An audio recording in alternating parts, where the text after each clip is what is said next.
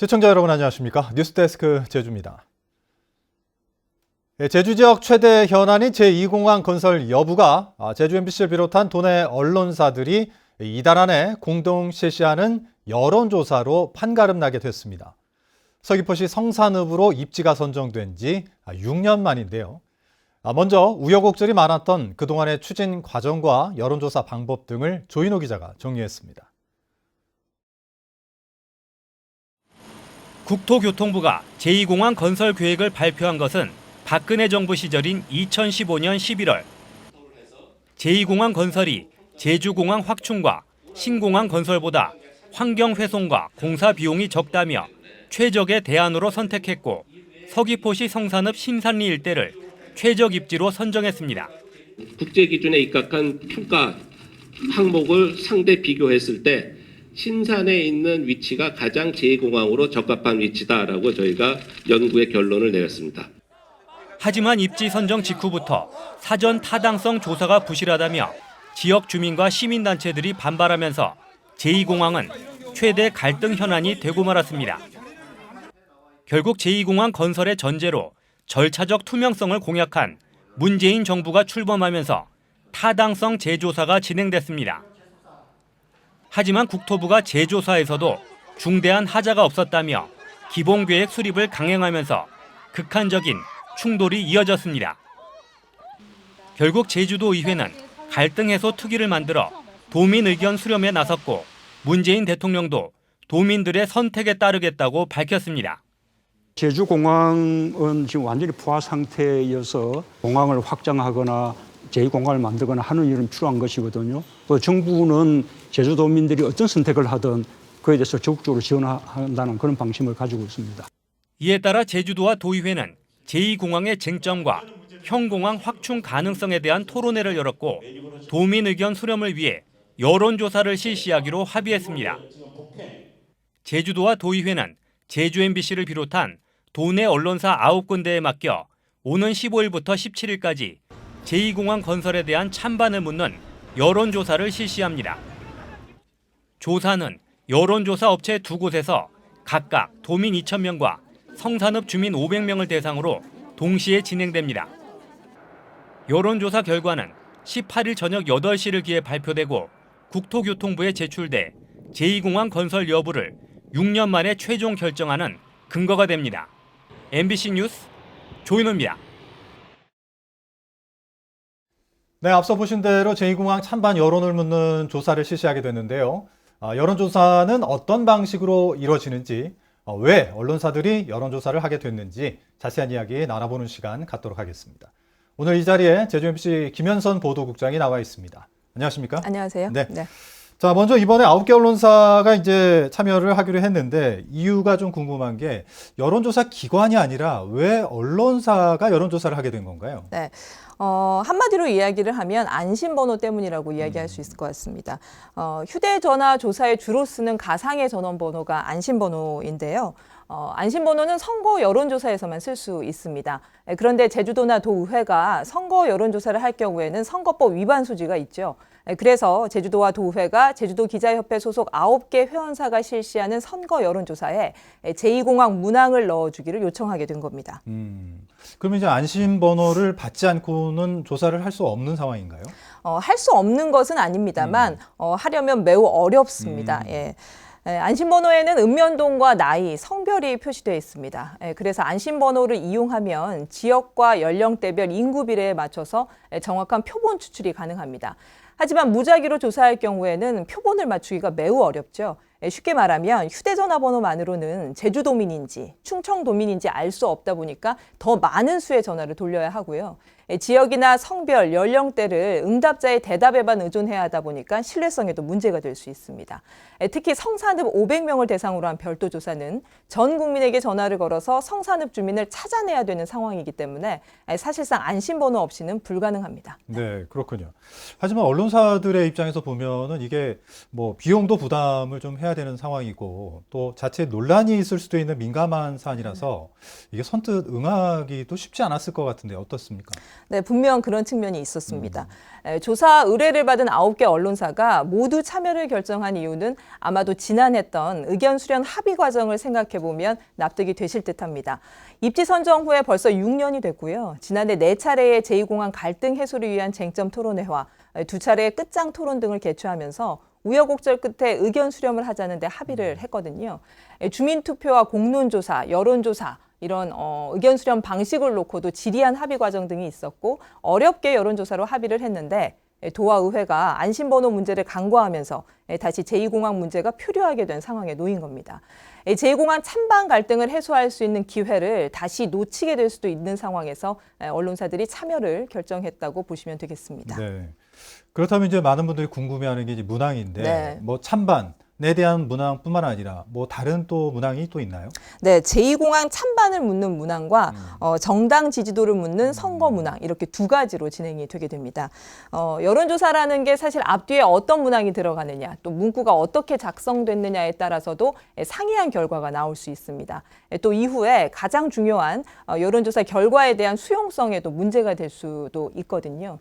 그래서 이번 여론조사가 갈등을 해소하자는 게 가장 큰 목적 아니겠습니까?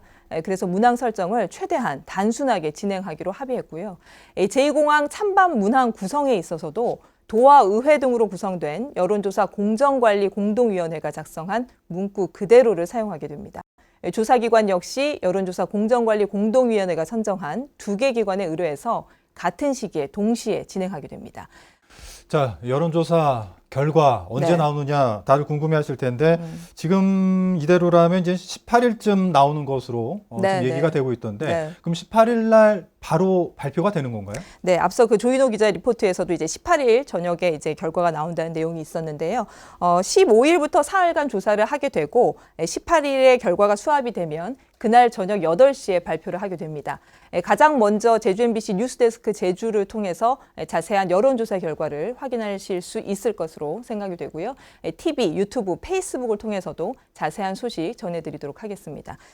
자, 언론사의 제2공항 여론조사와 관련한 이야기를 제주 MBC 김현선 보도국장과 얘기 네. 나눠봤습니다. 오늘 도움 말씀 감사합니다. 네, 감사합니다. 제주 지역 코로나19 신규 확진자 1명이 추가 발생해 누적 확진자가 523명으로 늘었습니다.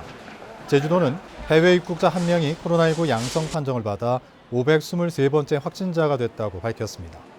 523번째 확진자는 어제 일본에서 입국한 뒤 제주공항 워크스루 선별진료소에서 진단검사를 실시해 무증상 확진 판정을 받았고 제주의료원에서 치료받을 예정입니다.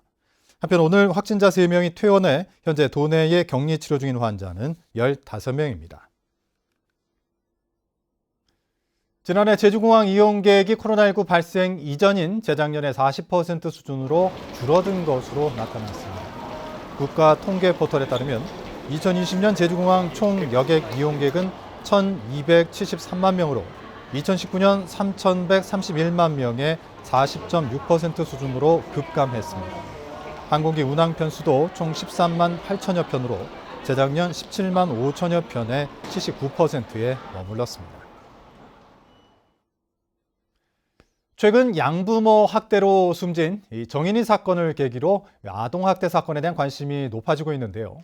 제주에서 7개월 된 아기가 이 갈비뼈 골절과 장기가 손상돼 의료진이 학대가 의심된다며 신고하는 일이 벌어졌습니다.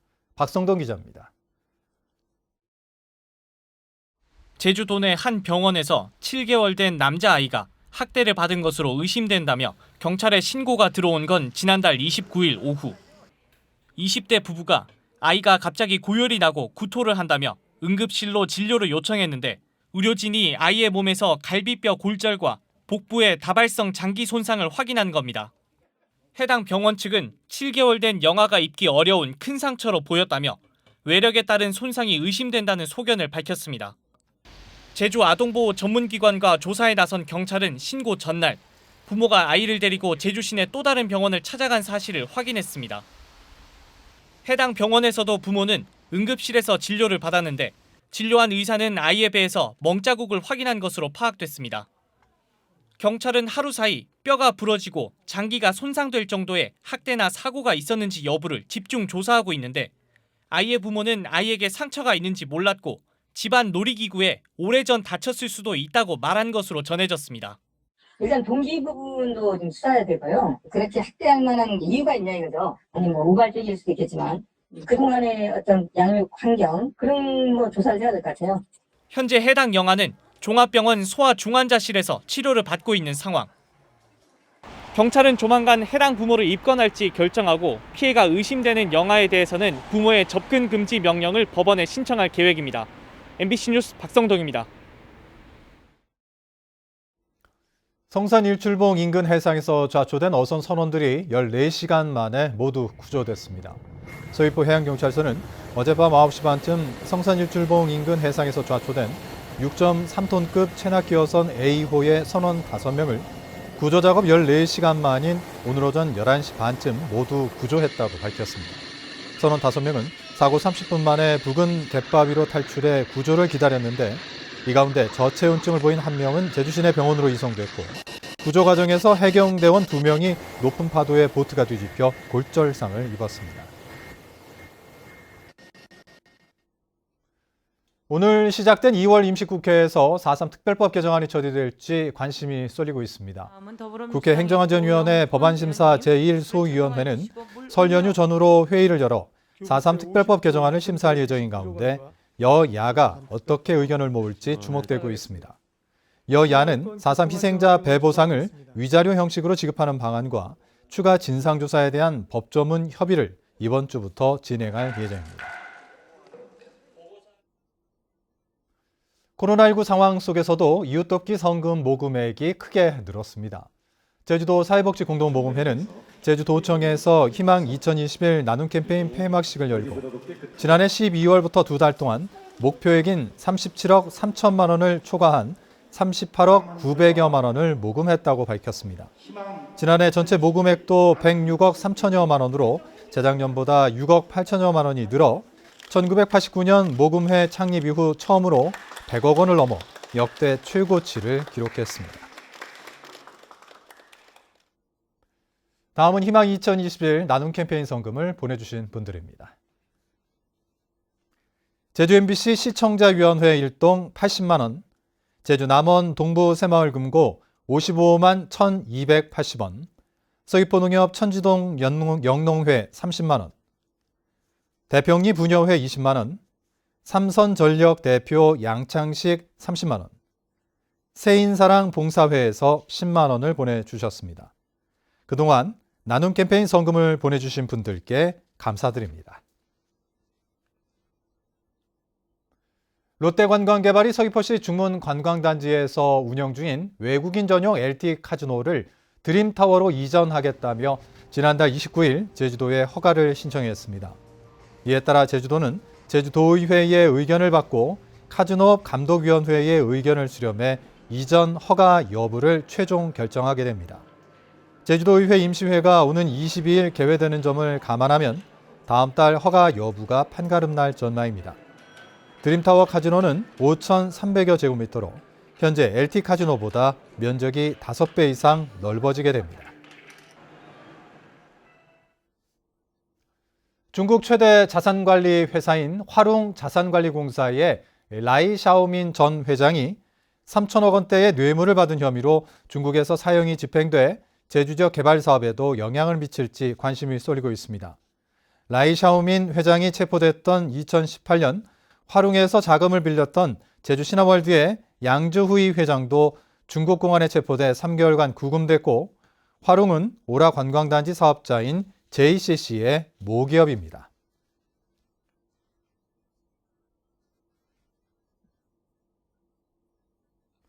뉴스데스크 제주를 마칩니다. 시청해주신 여러분 고맙습니다.